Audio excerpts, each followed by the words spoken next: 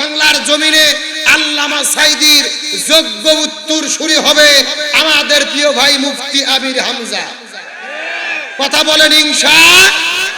তার কারণ তিনি 3 বছর জেলে বন্দী ছিল, বসেছিল না। গতকালকে আমার সঙ্গে ভাইয়ের দীর্ঘক্ষণ কথা হয়েছে। তিনি এই 3 বছরে কোরআন হাদিস নিয়ে গবেষণা করে করে অন্তত 30টি সাবজেক্টে তিনি আলোচনা রেডি করে ফেলেছেন। বলেন আল্লাহু আকবার। সময়ের পরিবর্তন হবে, পরিবেশ ভালো হবে। আমির হামজা ভাই কোরআনের মাহফিলে আল্লামা সাঈদীর যোগ্য উত্তরসূরি হয়ে আবারও মাহফিলে ফিরবে ইনশাআল্লাহ। জোরে বলেন ইনশাআল্লাহ। তার যোগ্যতা মেধাকে বাড়িয়ে দেবেন কে? আমার প্রিয় বন্ধুগণ, এই যে আমির হামজা ভাই 3 বছর জেলে বন্দী ছিল, তার জীবনের সঙ্গে রাসূলের জীবনের কিন্তু মিল পাওয়া যায়। আমার নবীজিকেও জেলের মধ্যে বন্দী করা হয়েছিল, শিব আবু তালিব নামক জেলের ভেতরে আমার নবীজিও 3 বছর বন্দী ছিল। যারা বলেন কয় বছর? আমার নবীজি 3 বছর জেলে বন্দী থেকে ঈমানের পরীক্ষা দিতে দিতে পাকাপোক্ত হয়ে গেছেন। আমারও মন বলতেছে আমির হামজা ভাই 3 বছর জেলে বন্দী ছিল, আল্লাহর বিনা ইশারায় কোনো কাজ হয় না। আল্লাহ তার পরীক্ষা নিয়েছে। আল্লাহ 3 বছর তার বন্দী রাখার মাধ্যমে ঈমান পাকাপোক্ত করেছে। পরিপূর্ণ পাকাপোক্ত ঈমানদার হয়ে কোরআনের পাখির যোগ্য উত্তরসূরি হয়ে মাহফিলে ফিরবে ইনশাআল্লাহ। আরো জোরে বলেন ইনশাআল্লাহ। আরে ভাই, আলেমদেরকে জেলে বন্দী করে তাদের জনপ্রিয়তা কি কমানো যায়? আরো জোরে বলেন কমানো যায়? আমার প্রিয় বন্ধুগণ, আগে আমির হামজা ভাইয়ের মাহফিলে লোক হয়তো 10,000, 50,000। এখন যদি মাহফিলে যায় লোক হবে কমপক্ষে 1 লক্ষ। কথা বলে না কেন? লক্ষ লক্ষ মানুষ হবে তার মাহফিলে। রফিকুল ইসলাম মাদানী মুক্তি হলো 1 সপ্তাহ আগে। আগে তার মাহফিলে লোক হয়তো 1000, এখন লোক হচ্ছে 1 লক্ষ। 3 দিনে তার কাছে ফোন এসেছে 18,000 মাহফিলে। জোরে বলেন কয় হাজার? তার মানে বোঝা যায় জেলে বন্দী হলে ক্ষতি নাই। আমার ভাইরা জেল থেকে বের হলে সম্মান বাড়ে, জনপ্রিয়তা বাড়ে, হাদিয়া বাড়ে, গ্রহণযোগ্যতা বাড়ে। আল্লাহ তাআলা জনপ্রিয়তাকে বাড়ায়া দেয়। খুব ভালো করে বুঝবেন, চোর যদি জেল থেকে মুক্তি হয় তাকে কেউ দেখতে যায় না। ডাকাত যদি জেল থেকে মুক্তি হয় কেউ দেখতে যায় না। ধর্ষক যদি জেল থেকে মুক্তি হয় কেউ দেখতে যায় না। অথচ আলেমেরা মুক্তি হলে লক্ষ মানুষ তাকে এক পলক দেখার জন্য দৌড়ে যায়।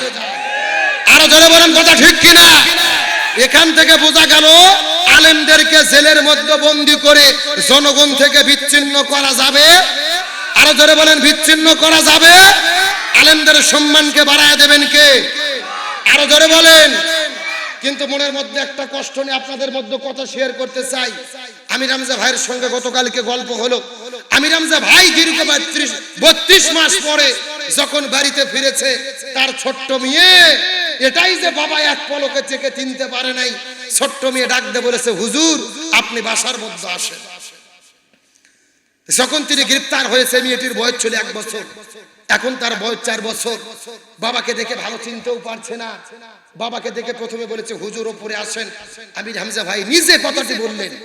আমার প্রিয় বন্ধুগণ, আমার এখানে একটা প্রশ্ন, এই যে সন্তান বাবাকে দেখে হুজুর বলতেছে, 3 বছর এই একটা আলেমের জীবন থেকে যারা টাইম কারিয়ে নিল, তার নিরপরাধ হওয়ার সত্য সময়টা কেড়ে নিল। আমরা বলতে চাই হাসরের ময়দানে আল্লাহ পুঙ্খানুপুঙ্খভাবে প্রত্যেকটা মানুষের হিসাব নেবে। সেই আলেমদেরকে নিরপরাধ ভাবে জেলে বন্দী করে সন্তানের কাছ থেকে বছরের পর বছর তোমরা দূরে রেখেছো, স্ত্রীর কাছ থেকে বছরের পর বছর দূরে রেখেছো, পিতামাতার কাছ থেকে যে আলেমদের জেলে বন্দী করে রেখেছো, মনে রেখো প্রতিটা সেকেন্ডের হিসাব একদিন আল্লাহর কাছে দিতে হবে। আরো জোরে বলেন, দিতে হবে কি হবে না? আমির হামজা ভাইকে জেলের মধ্যে বন্দী করে রাখলো, তার অপরাধটা কি? তার অপরাধ দিয়েছে 2টা। জোরে বলেন কয়টা? 1 নম্বর অপরাধ দিয়েছে তিনি নাকি ধর্মীয় উগ্রবাদ ছড়াইছে, জঙ্গিবাদ ছড়াইছে। আমার দিকে লক্ষ্য করেন। আর 2 নম্বর অভিযোগ দিয়েছে তিনি নাকি কোরআনের অপব্যাখ্যা করেছে। আমার দিকে লক্ষ্য করেন, যে আমির হামজা ভাই কোরআনের একজন হাফেজ, যিনি দাওরাই হাদিস মুফতি পাস করেছেন, বাংলাদেশের একমাত্র ইউনিভার্সিটি ইসলামিক ইউনিভার্সিটি কুষ্টি ইউনিভার্সিটিতে পড়াশোনা করে অনার্স মাস্টার্স করেছে, সেই আমির হামজা কোরআনের ব্যাখ্যা বুঝলো না। অথচ যেই বাটপারেরা সূরা ফাতিহা পারে না, ওযু গোসলের ফরজ জানে না, নামাজের ফরজ জানে না, ওরা নাকি ধর্মের ব্যাখ্যা জানে।